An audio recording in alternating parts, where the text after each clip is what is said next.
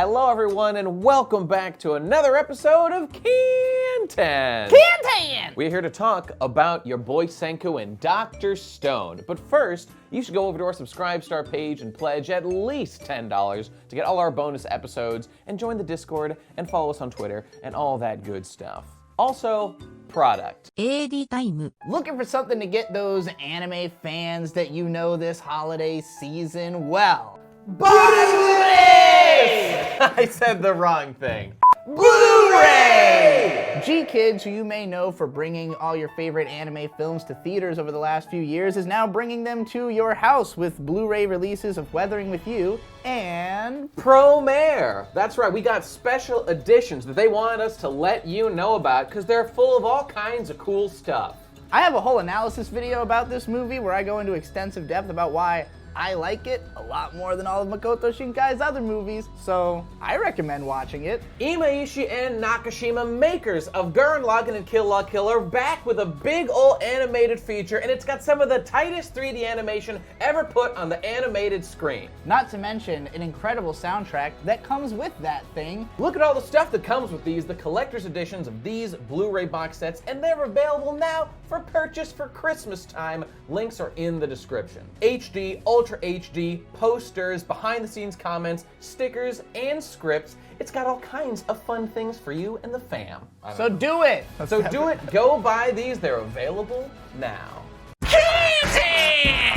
やっと起き上がったかデカブス。センキュー、この世界何もないぞ。どうすればいいんだ。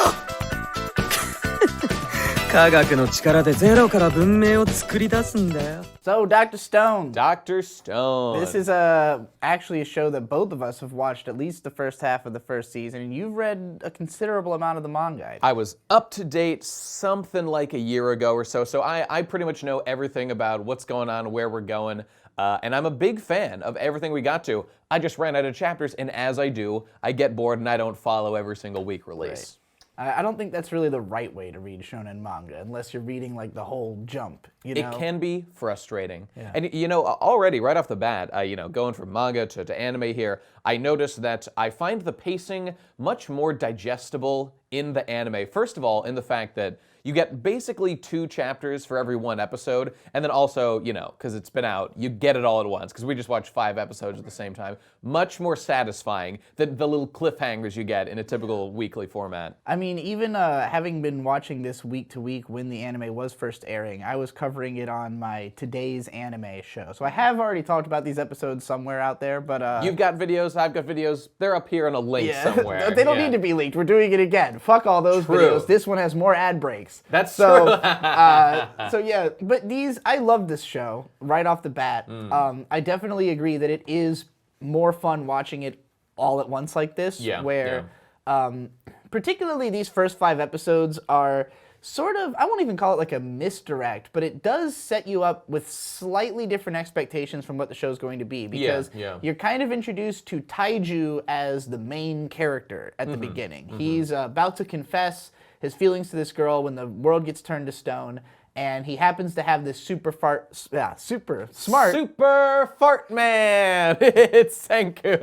Yeah, he happens to have the super smart friend who is able to help him out, Nerds are never main characters. No, not allowed. It's just kind of presented as a deuteragonist situation. Like, these guys are equally important, and, Senku is always kind of like, no, I need the brawn as well as the brains. It wouldn't be okay. There's even a part where like Taiju is literally going to sacrifice himself to save Senku. And he's like, you matter more than me. And Senku's like, no, that's not true. It is true, though. It is true. It's definitely true. Well, and that's a fascinating thing about it, is that the show eventually kind of has to admit it. Like, no, Senku is actually the main character, and then we kind of like reestablish him as the main character. Like, after we get to episode 4, and then there's like a scenario where we kind of Senku is fake killed, and we kind of go back through his whole backstory from him as a kid and everything.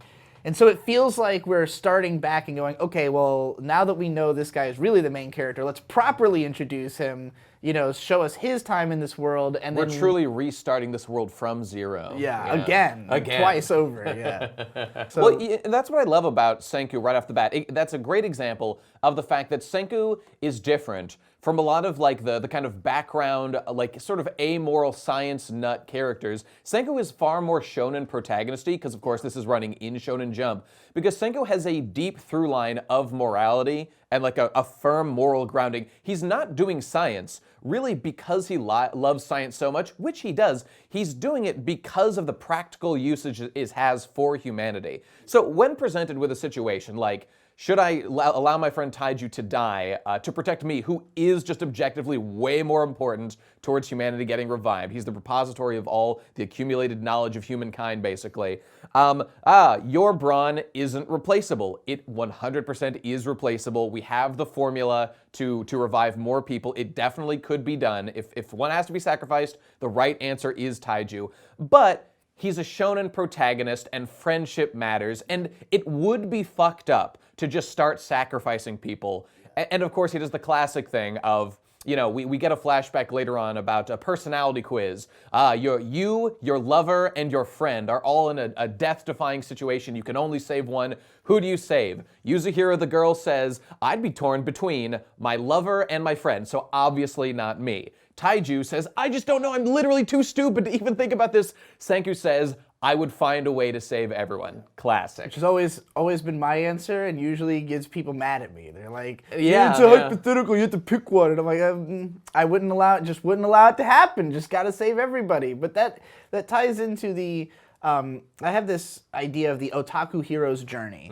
A style of story usually comprising of two characters, one who I call the living computer and the other is a mad scientist. And the living computer has the answers to everything but doesn't, or can solve the answers to everything but has no imagination. Whereas the mad scientist has tons of imagination but can't actually like bring the thing to fruition. He needs the living computer. Senku is interesting in that he's both of them. Fighting himself over the fact that he's both of them. That like he kind of acknowledges that he is not, there's almost a compensation on his part of like being so insistent that he is super rational and super sciencey when he's obviously not. In many important ways, he's not, Yeah, because he is, he always talks about how science is about patience. It's the slow, long battle against, but Senku is not patient. He is forced to be patient by failure. He will rush in, try to do it wrong, it will blow up in his face, then he'll slowly march progress towards it. But of course, failure is life's greatest teacher, they say, and he totally believes that philosophy. And he's always like, you know, at the beginning when he's a kid, he says like, I'm going to space immediately. Right. It takes him like 5, 6, maybe even 10 years to actually launch something into a level, to reach space to enough of a degree to even be kind of satisfied with the idea that he reached space.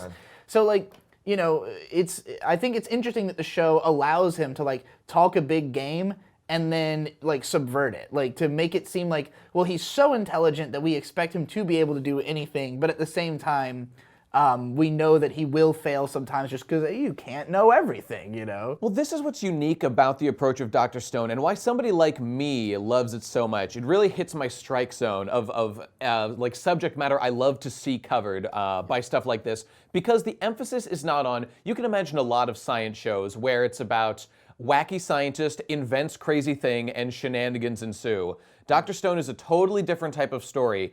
It is still about like the power of science, but in a far more practical way. And a lot of people love that like all the solutions, generally speaking, are real world solutions. They give you actual recipes for black powder. He's not making up new shit. He's literally just recreating society, which is only difficult to do because like society is so convenient based on like having so many people working on it, you know? When he's only got like 2 or 3 people, so many resources, it's like, well, what can I build?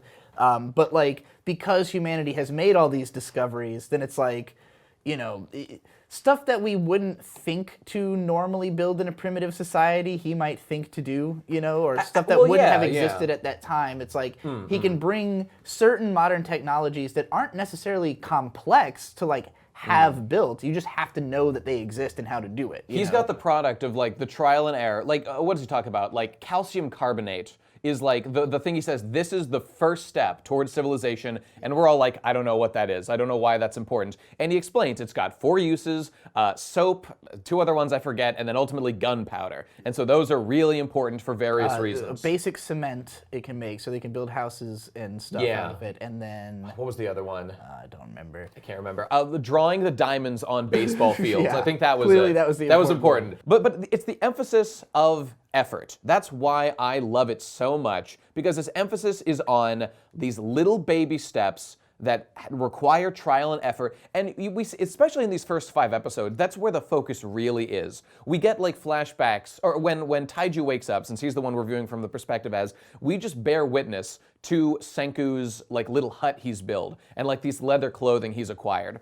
A couple episodes later, and he's immediately awed, because there's no other human civilization anywhere. A few episodes later, we get the flashback of what it was like for Senku to be the only human to wake up who isn't strong, he isn't fast, he's just smart, and we see the literal months it takes him to carve out any degree of success, including even making fire, which is always like the first thing you gotta do to survive. Secure your food and water and whatnot. And we see, like, I love this little angle of the perspective of the monkeys, who are witnessing, like, what makes humans different than just another animal. It's that humans have the magic of not just intelligence and being able to perceive their world, but to make iterative steps and retain the knowledge to improve. And that's what sets him apart, and that's why he's growing. As he put it, lots of animals use tools, only humans use science. That's right. Great way to phrase it. Science rules. Bill. Let's address that real quick, how gay it is to talk about, like, science I is so fucking cool. love science. Yeah, that's a very uncool thing to say.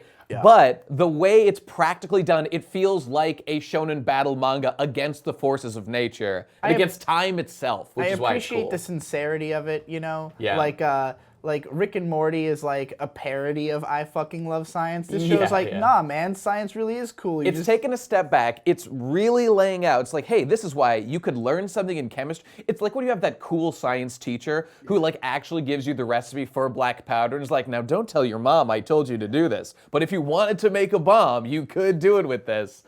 Pretty based. Beyond that, though, I mean, let's just take a step back and address just the premise, which is just one day in modern-day Tokyo, the entire world is hit by a blast of green Ganondorf energy that turns everyone into stone.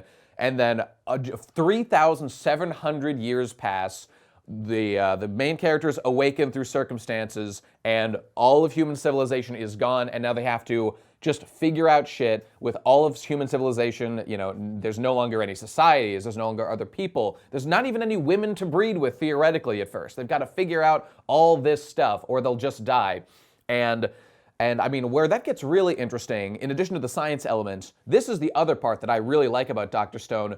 It's the civilization rebuilding. Because of course, when threatened with like lions that escape from the zoo, and now there's more lions in Japan or whatever, they revive this guy Tsukasa, the strongest primate human or whatever. He's the world's strongest high schooler. That's right. Primate man. So we've got the brains, the physical labor brawn, and the fighting murderous killer man. The 3 pillars of any society. I think it's important to distinguish, that Taiju is extremely physically tough, but he does not fight. He won't hit anybody. He will let people beat him up until they are satisfied rather than fight anyone. Right. Which is really interesting because like the way Senku says it is your specialty is like stamina, endurance, not fighting or something like that. Yeah. So I think it's important that they established that because it's like we now know that like Taiju will not be in it. Neither of our main characters is fighters. Right. You know, they're both people who are going to have to use strategy and intelligence to win. Taiju can't just brute force his way through a situation. The bad guy can. Indeed he can. And that's the thing. By reviving someone with the... I mean, Senku could have easily outsmarted Taiju. If Taiju felt like it, he could, like, strangle and kill Senku if he felt like it. But this guy, Tsukasa, is uniquely dangerous because he is just so... I mean, we see Senku at one time, when things have gone bad, tries to shoot him with a crossbow. This guy can break stone. He grabs the crossbow out of the air. It's not good enough. You need... And they talk about weapons of science to deal with him. But before they get to that point... Hagaku no Buki. Yeah, before they get to the issue there, that little time period where they become friends and they're like, okay, with the 3 of us together, like we're an unstoppable force. But then we learn that, like, oh, Tsukasa actually sees the world differently. Taiju's not a big thinker, so he doesn't have much of a philosophy he's bringing to the table. But this is where I really enjoyed it. Because there's two philosophies at work between Senku, who's like the pure science man. Progress, progress, progress. It'll all work out as we go. Save all humans. Versus Tsukasa's save the good humans. And the problem in there is embedded in good is my particular perception as to what good is. And once you get to that point, Senku's is fairly objective. It's I will revive all humans, doesn't matter, it'll all work out in the end. But our boy Tsukasa is introducing the element of society he ironically hates so much, which is judging which humans are good versus bad, which in his case are adults. And he literally begins breaking the statues that we know can be revived, so murdering the adults. Well, and murdering is an interesting word here, because in this case, like, there would be no reason to think that any of these people would come back, if not for the fact that Senku himself will personally attempt to save them. Correct. So in Tsukasa's mind, it's not even probably so much that he's murdering them as canceling their ability to be revived. Well, you know, I appreciate that distinction, and I actually agree with it, but when confronted with, you're murdering Tsukasa, Tsukasa says, yes, I am. Yeah, I know that I am, and I will keep doing it. Yeah. So while I agree there's kind of moral ambiguity, he's just, like, willing. He doesn't care. He's willing to murder. I find it to be such a fascinating scenario, because, like, I like that they gave him such an odd and specific type of person he wants dead. Because that's what, like, there are arguments he could have made that the audience would be like, no, I'm on his side. Right. Like, you know, right. yeah, we should only revive the good people. It's just that his blanket definition of what is bad is just kill all people above my age, I guess. They kept it very simple on purpose. Yeah. They did not want to get into deep, like, political questions of which human beings deserve to be revived. Do the landlords deserve to be revived? It's or more no? just a question of, are you on board in general Right. for everyone gets revived or only who you want? And, like, it's also interesting because neither one, like, I mean, obviously morals aren't real. So, like, what is the real moral argument here for either side? Like, Tsukasa, his reasoning may be weird for why he's killing the adults, like thinking that they just have twisted hearts or whatever, but, like, you know, fewer people to revive can be a good thing. You don't need to bring back everybody in society. Like, there's reasons to think that his culling method could be beneficial, you know? Well, look, I agree that one can make all kinds of analyses for why to act as they way, you know, as the characters do, but I do think they've made it very simple for us by explicitly stating the motivations of the characters. Yeah. Tsukasa's motivation is just that he wants all adults dead because he's like an anarcho-primitivist or something. He just thinks that, well, maybe that even, you know what, I'm putting a political label on it that isn't even true. He just hates adults, and he thinks that they're corrupted, and he thinks that the young generation, if we just start clean, that we will be able to make an improved world. Right. Now, I think that his philosophy is naive, because even if we literally went with his plan, they will age. Hierarchies will be formed, right. And it will, one generation later, you're right back where you started. So why kill everybody now when it's unavoidable? But that's just my opinion. His biggest concern seems to be that the older people, because they already have established interests, will want to fight over those established interests. Like, again, nothing he's saying is wholly illogical for it to be true of some people. It's just obviously not going to be true of all adults. And, like, even his argument with Senku, like, obviously Senku is not going around reviving everybody all at once willy-nilly. He is, like, strategically doing it, bringing people back in a way that benefits him. So, like, you know, neither one of them, like, both of them are operating on, like, such absolutes, which is why they have to be opposed. It's like, either we're killing all the grown-ups or we're sparing literally everyone. But, the nuanced take on Senku's plan is like, well, I'm not just reviving all adults at once. I'm not going to let the world do what you're afraid it's going to do. You like, I disagree. I disagree. I don't think so? I think that Senku's plan is...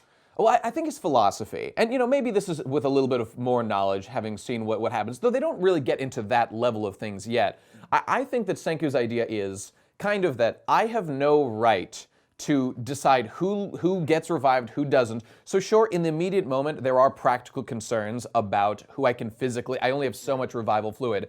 But as soon as possible, I need to revive everybody because it's just the obvious moral thing to do. And...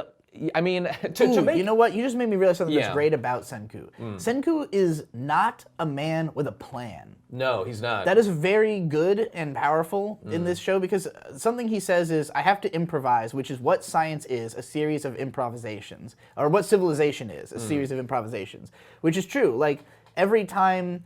Like, everything in this world is only there because somebody said, I think we need this, and then, like, tried it, and then it worked, and then we go, okay, well, that worked. And then if it doesn't work, you don't try it again. But, like, it's always improvisation there, unless you're working from something that already exists. You know what I mean? So, like, everything new is at some point just somebody winging it. And, like, Senku is just, like, winging it really well at all times, you know? That's true, and that's really why I find it so much easier. I mean, he's the main character, he's the protagonist. This is why it's so much easier to feel that Senku is just unequivocally correct and Tsukasa is unequivocally wrong, because Senku is bringing no agenda to the table. Tsukasa is bringing a agenda. He's the one with baggage from the old days. Right. Senku is just saying humanity will be revived. I guess Senku has one core principle. It's that humanity is just kind of generically good. And as we covered in Babylon, the continuation of the human species is objectively good, as analyzed by science. Yeah. Well, I mean... my theory as for why like the otaku hero's journey idea works, because like a core part of that is like no one dies. Like the idea, like Steins Gate or No Game No Life, these shows where like it's structured in a way where the goal is make no one die and everyone's happy, and like it's because of the fact that like everybody should be beneficial to humanity. Like everybody could be beneficial, you know. Like it's just. The only reason you wouldn't be is that you don't know what to do, or you like have been told wrong about how to do things, you know? Well, that sounds like a very optimistic view of human nature, which I think is fallen and corrupted in many ways. But I think that's what makes this something like this show work, is like that level of belief in like, no, I can bring them all back and it'll be better than before and we'll make it to space again. Yeah, and like, you know, sure there's going to be all these problems with human nature, but like, you know, the fact that smarter people are doing it this time means it'll be better than last time. It's like the kind of hope you have, you know? Yeah, I think that's probably true. And it'll be interesting to see as things continue in the series. I mean, this is going to be way down the line, but like as civilizations begin to come back, I mean, I don't think the show's going to get into like the political structures. What do the different nations do as like their leaders get revived, or different factions are vying for power or whatever in like this new world where everything's, you know, being started from zero. But I would sure be fascinated to see if this story played out into those elements more, how they dealt with all that stuff. Well, that's getting ahead of ourselves. It We're still sure talking is. about the first 5 episodes, but It's just, you know, now is as good a time as any to think about stuff way down the line, because we will be in the trenches of what current steps they're getting to. I think things are the most ideological right now, and then later on we get into more like, okay, now we've got our established factions.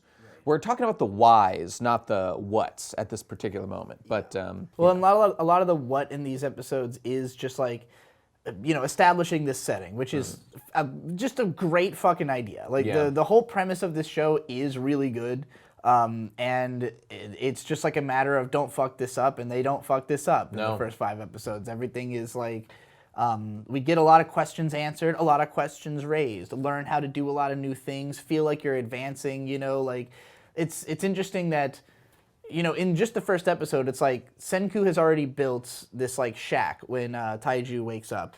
And then we get this montage of like 6 months of them like building new shit, getting new clothes, expanding the shack. They have all this new stuff. And then they eventually have to leave the shack, and it's like interesting to see what do they take with them. Like what is considered the advancements that are necessary, you know, and stuff like that. So and at that point, all priorities were dropped. And this is the interesting part. Once this idealized, the ideological difference comes to blows, and Tsukasa is a threat to them. The priority is now weaponry. We need gunpowder right now. It's the only thing that'll let us have any edge on Tsukasa, and he won't just be able to genocide us. So that's where they're at. And that's kind of where we leave things as Tsukasa chases them now that this battle is established and kills Senku. So Senku got his fucking neck chopped. I guess the series is over. Oh no! But luckily, in episode 5, they talk about wait. There have been hints dropped. Are they enough to justify this particular twist? It's up to interpretation. But if you have a little bit of petrification stone left on you, it actually can heal wounds a little bit. And Senku has a little bit on the back of his neck. So if we heal him with the fluid, maybe he'll be okay. So we'll see what happens episode 6. This show is it's a lot of fun.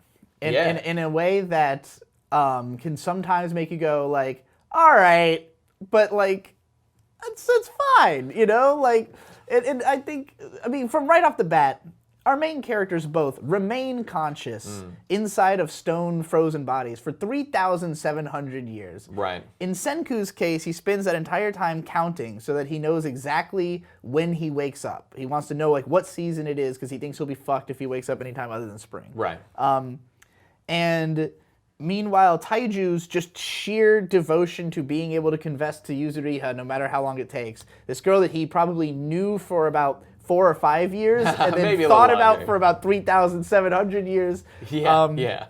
So like right from the beginning, this show opens up with like one of the most crazy world building establishments ever. Yep. And it's happening alongside one of the craziest shonen feats ever. And so all of that happening at once is just such a fucking awesome way to intro the show, immediately make you attached to these characters, but also appreciate them as like ridiculous. They've already done something so over the top levels of willpower that like we have no question about that aspect of their character. We know these guys have the willpower to make whatever they want to happen. It's just getting there. And so like right from the start, you think of these guys as total badasses, which is why, again, it's great that the show does let them fail a lot. That like Senku does rush into things and fuck up his science every time, practically, you know? And like, also he's just very exaggerated in that he says things like, everything is always 1,000,000,000%. 10 billion%. I'm 10 billion% sure that you can't do. Like, what the fuck does that mean? Doesn't mean anything. Pure exaggeration. I mean, he's got an E equals MC squared like stitched onto his shirt. That's so Reddit, bro. It is. He is definitely. He's posting. He's got so much karma on Reddit right now from all these posts he's making. Yeah. But I forgive him for that. And of course, the other looming question is, what caused this fucking worldwide catastrophe? Yes. And, you know, in a show that is so focused on science, my first question is, okay, there has to be an explanation someday about what did this, and I will be mad if it's totally bullshit and completely retarded. Like, in Star Trek, I could imagine something like this theoretically happening, but even then, the particular specifics of like, you get encased in stone, it has healing properties, and this one particular substance breaks it and frees you in a chain reaction through your whole body, except for the convenient parts that we'll need later for healing you in plot-related situations. Okay, much of that I can handle, but it is quite an ask for a show so devoted to science, for us to just like be like, oh yeah, I don't need to worry about this. I accept this when it's the main premise. It appears to be the titular Dr. Stone, as it seems. No, Soap is the Dr. Stone. Well, there are a number of things called Dr. Stone.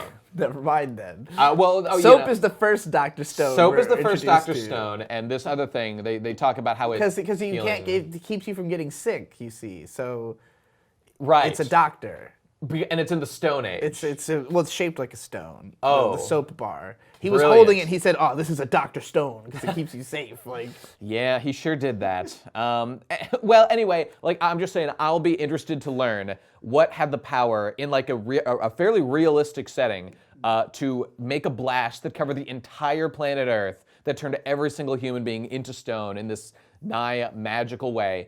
Hopefully it has some scientific justification. So I have one question for you. What faction would you have split off with? Team Tsukasa or Team Senku? Well, personally, not only would I have been on Senku's team, I would have hunted down and slaughtered every single member of the immoral. They have violated the non-aggression principle, and therefore anything I do to them is perfectly justified, baby. So raise my black and yellow flag and wave it over the whole countryside, because I mean Tsukasa, he's on a genocide campaign. Yeah. That's not cool. That's not cool. I would join Tsukasa's team because I look at Senku and Taiju and I think these guys got almost eaten by lions right away. Tsukasa beat up the lions. Yep. seems like he has better survival potential in this world. But follow that guy. He seems like he's gonna live. Well, I understand your coping mechanism, and I find it embarrassing. But I understand your survival instinct, and I can't argue against it. But justice will be really served. Need to come back into the new world, like Well, see, that's the long-term plan. See, this is the thing, and you know what? I relate to Senku on this. I get in trouble for worrying about things 10 years down the road when in the moment it makes no difference whatsoever. People find this annoying, people find it ridiculous and unimportant. Senku, well, the problem is Tsukasa is currently murdering people every day.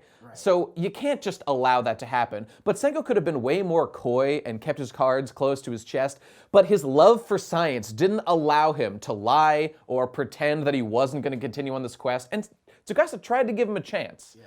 Just bow, just say it's okay, just live inside the walls, Eren. There's no need for freedom. You don't have to embrace how you truly feel. Just be a little sniveling worm to me. No, he wouldn't do it. And I find that honorable and respectful. I really like the idea that what separates Tsukasa and Senku is literally Senku has friends. He's a fucking soft boy. He's got too many pals, and like the Tsukasa literally says like, you could have just buried this bitch and hidden her that way, but you wanted your friends around because you're a soft baby, and I don't have any friends, I only have admirers. People just like, follow me around, but fuck them. So, but then he says to Senku, right before leaving, like, in other circumstances, you probably would have been my first friend. Indeed. Can they still be friends? Do you think that in the end Tsukasa will have a Sasuke moment and say, yeah, my bad?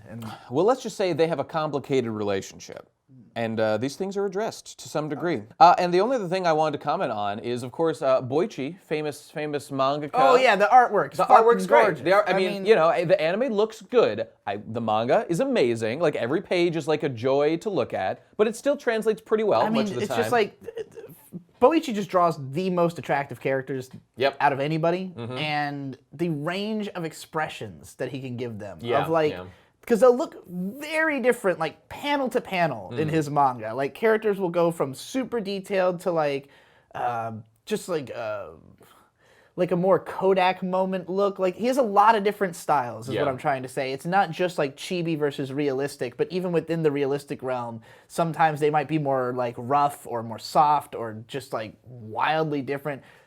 Senku makes some facial expressions I've never seen on any character before in this show. There was this one very pained expression he made at one point when he realizes, like, oh no, it's over. Like, he's smiling, but you can feel the pain and the anguish. I mean, stuff like that is really good.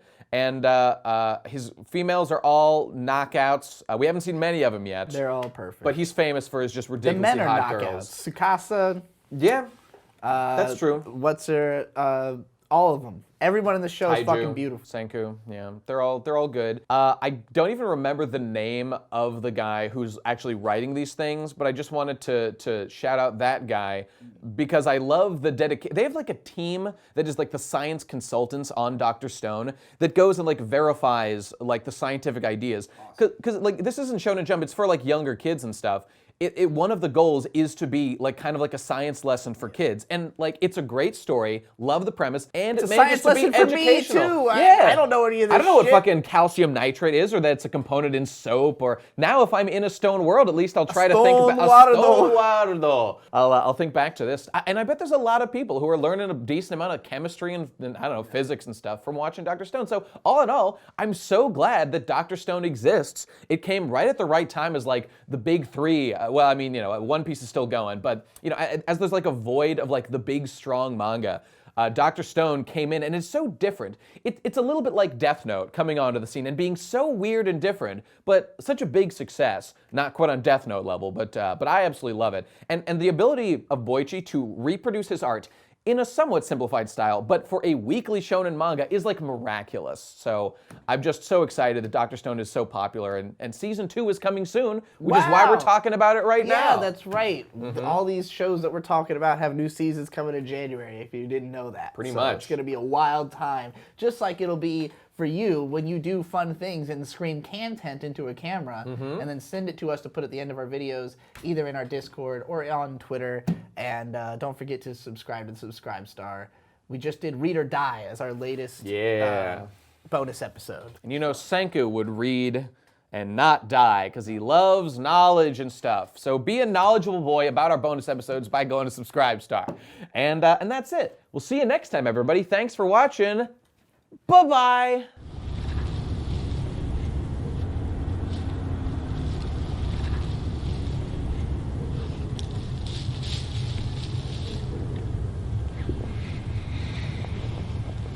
Khantehnt!